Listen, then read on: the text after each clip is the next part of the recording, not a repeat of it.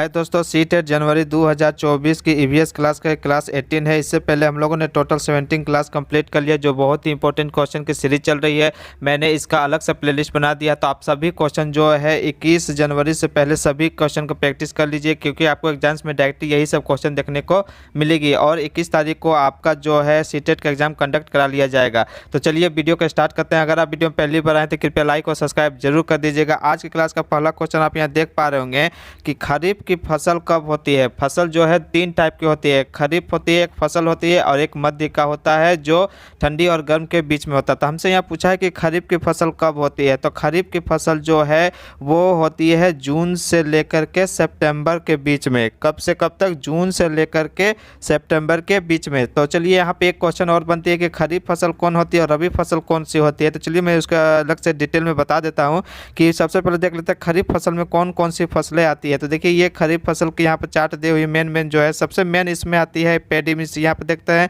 Rice चावल, उड़द की दाल, कपास, शुगर, गौर और गन्ना, मूंग की दाल, मक्का, तिल, बाजरा। ये सब क्या है? ये सब खरीफ की फसल है जो जून से लेकर के सितंबर के बीच में बोई जाती है। ठीक है दोस्तों। और इसी तरह खरीफ की फसल जो होती है, खरीफ की फसल देख पा रहे होंगे उसमें कौन कौन से होते हैं?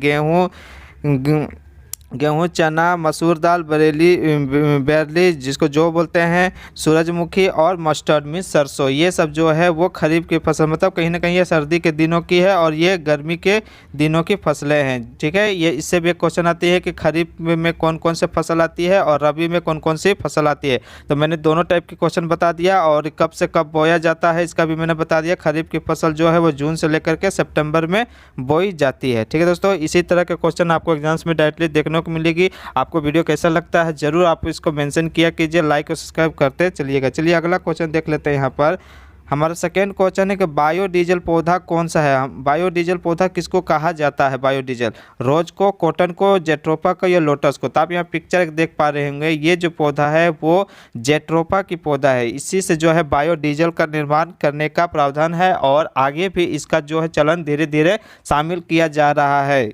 और आपने सुना होगा इथेनॉल से भी जो है पेट्रोल में डाल करके, जैसे गन्ना का जूस से यूज किया जा रहा है, उसी तरह ये बायोडीजल का जो है वो किसका बनाया जा रहा है? जेट्रोपा के पौधा से जो है वो बायोडीजल जो है बनाया जा रहा है। ये सब क्वेश्चन बहुत ही इंपॉर्टेंट है दोस्तों, आपको एग्जाम्स में यही सब क्वेश्चन डायरेक्टली देखने को मिलती है। तो बायोडीजल का जो होगा सबसे मेनली पौधा कौन होगा? जेट्रोपा। ठीक है। इसका पिक्चर आप अच्छी तरह से यहाँ आप देख लीजिए, और सभी क्वेश्चन जो है अपने नोटबुक में नोट करते चलिए साथ ही साथ। अगर आपको यहाँ पर देखिए तीसरा क्वेश्चन आप देख पा रहे होंगे कि दूध पाश्चुरीकृत कितने तापमान में गर्म में किया जाता है। मतलब दूध को जो पाश्चुरीकृत किया जाता है उसको बहुत दिनों तक रखने के लिए, तो वो कितने डिग्री तक गर्म किया जाता है, ये सवाल हमसे पूछा। तो आप यहाँ देख रहे होंगे कि दूध को जो है पाश्चुरीकृत करने की प्रक्रिया जो है एक बड़े मशीन में डाल करके उसको गर्म किया जाता है। तो एक निश्चित तापमान होता है, वो तापमान हमसे पूछ रहा है। तो क्या वो 30 डिग्री, 80 डिग्री, या 53.6 डिग्री, या 62.8 डिग्री पर गर्म किया जाता है। तो दूध जो है पाश्चुरीकृत किया जाता है, क्रीम को अलग करके, और अलग अलग टाइप के पाश्चुरीकृत होता है, जो क्रीम युक्त, बिना क्रीम युक्त, ये सभी तरह के दूध होते हैं। तो हमसे यहाँ पूछा है कि दूध पाश्चुरीकृत कितने डिग्री पर किया जाता है। जो दूध जो है वो किया जाता है 62.8 डिग्री सेंटीग्रेड पर जो है पाश्चुरीकृत किया जाता है, ताकि दूध को बहुत दिनों तक रिजर्व किया जा सके और उसको अच्छी तरह से रखा जा सके। ठीक है दोस्तों। चलिए अगले क्वेश्चन में देखते हैं। हमारा चौथा क्वेश्चन यहाँ पर है दोस्तों, अगर आपको वीडियो अच्छा लगा तो सभी लोग लाइक करते चलिएगा। अगला क्वेश्चन है क्वेश्चन नंबर 4। यहाँ पर आप देख पा रहे होंगे बांस कोपल। बांस का जो नया पौधा जब निकलता है बांस का, तो वो मुलायम होता है, उसी का जो है बहुत जगह पर सब्जी, अचार इस तरह के बनाया जाता है। तो पूछ रहा है कि बांस कोपल, इसी को आप देख पा रहे होंगे यहाँ पर कि बांस कोपल का प्रसिद्ध भोजन कहाँ का है, किस राज्य का ये प्रसिद्ध भोजन है? केरल का, मिजोरम का, नागालैंड का या असम का? तो बांस कोपल का जो है वो सब्जी और अचार जो बहुत ही स्वादिष्ट होती है, तो ये जो है आपको नागालैंड की बहुत ही प्रसिद्ध भोजन है। बांस कोपल इसी को बोला जाता है। जब बांस का नया पौधा निकलता है नीचे से तो वो मुलायम होता है, उसी को ये छील करके बनाया जाता है। ठीक है। बांस कोपल इस कहाँ पर है? ये नागालैंड की प्रसिद्ध भोजन है। ठीक है दोस्तों। चलिए सभी क्वेश्चन आप लोग नोट करते चलिए, ताकि आप एग्जाम्स के समय आप अच्छी तरह से जल्दी रिविजन कर सकें। ठीक है। चलिए क्वेश्चन नंबर 5 देख सकते हैं। यहाँ पर क्वेश्चन नंबर 5 बोल रहा है कि बकरी के घर को क्या बोला जाता है। जिस तरह अलग अलग सभी के जानवर के घर, मनुष्य के घर होते हैं, उसी तरह बकरी के घर को क्या कहा जाता है। जैसे गाय के घर को शेड कहते हैं, उसी तरह यहाँ पूछ रहा है कि बकरी के घर को क्या कहा जाता है। घर, गुफा, बरो या झोपड़ी। तो आपको यहाँ पर अच्छी तरह से आप एलिमिनेट कर सकते हैं। झोपड़ी, घर, ये दोनों इंसान की है। गुफा जो है वो शेर की है। अब जो बच्चा बरो, बरो जो है वो किसका होगा? बकरी। बकरी के घर को ही क्या कहते हैं? बरो। जहाँ पर बकरी पाला जाता है उसको रखा जाता है। ठीक है दोस्तों, चलिए क्वेश्चन नंबर 6 देख लेते हैं कि आपको अगर क्वेश्चन में कोई भी डाउट हो तो आप कमेंट सेक्शन में जा करके अपना जो सवाल हो उसको आप मेंशन कर सकते हैं। अगर और आपको अच्छा लग रहा हो वीडियो तो वो भी आप अपना कमेंट जो है वीडियो सेक्शन के कमेंट सेक्शन में आप जाकर मेंशन जरूर कीजिएगा। क्वेश्चन नंबर 6 देख पा रहे होंगे कि सुनसान पेड़ पर घोंसला कौन बनाता है? सुनसान पेड़ पर मतलब जो बहुत दूर तक सूखे हुए पेड़ हो या बहुत दूर खाली जगह में जो पेड़ होते हैं उस पर जो घोंसला बनाते हैं वो कौन सा पक्षी उस पर अपना घोंसला बनाती है? तोता, कोयल, चील या गिद्ध? तो देखिए तोता तो हमारे मनुष्य के अंदर में ही जो जहाँ पर मनुष्य तो वहाँ भी बनते हैं। कोयल भी वहाँ रहती है। चील भी जो है वो अधिकतर जो है वो मेनली इलाकों में पेड़ पर ही अधिकतर बनाता है। लेकिन जो गिद्ध है, गिद्ध जो है वो सुनसान इलाके में ही अपना जो है वो सूखे हुए पेड़, जो इलाका होता है जहाँ पर सूखा हुआ पेड़ होता है उसी पर जा कर के अपना वो घोंसला बनाता है। तो सुनसान पेड़ पर अपना घोंसला कौन बनाता है? तो गिद्ध। यहाँ पर पिक्चर देख पा रहे होंगे किसका है? ये गिद्ध का। ठीक है, चलिए क्वेश्चन नंबर अगला देखते हैं। हमारा आज का 7 नंबर क्वेश्चन है, नर्मदा बचाओ का संबंध किससे है? नर्मदा बचाओ जो है, जैसे कि बहुत सारे पानी जो है उसमें केमिकल जो हो जाती है या सूखने लगती है तो उसको बचाने के लिए जो अभियान चलाता है, तो उससे से पूछ रहा है कि नर्मदा नदी का बचाव का संबंध किससे है? कौन है उनसे रिलेटेड? मेधा पाटेकर, सोनम, शांति देवी या रेणुका देवी?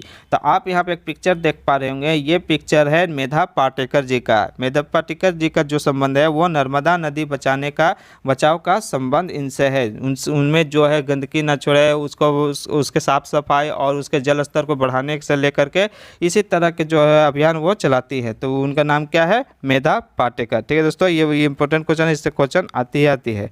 चलिए क्वेश्चन नंबर 8 देख लेते हैं। हमारा 8वां नंबर क्वेश्चन है कि बिना पानी के पौधे को क्या कहा जाता है? मतलब पानी ना के बराबर उसको ज़रूरत होती है, उस पौधे को क्या कहा जाता है? उस टाइप के पौधे की प्रजाति को क्या कहा जाता है?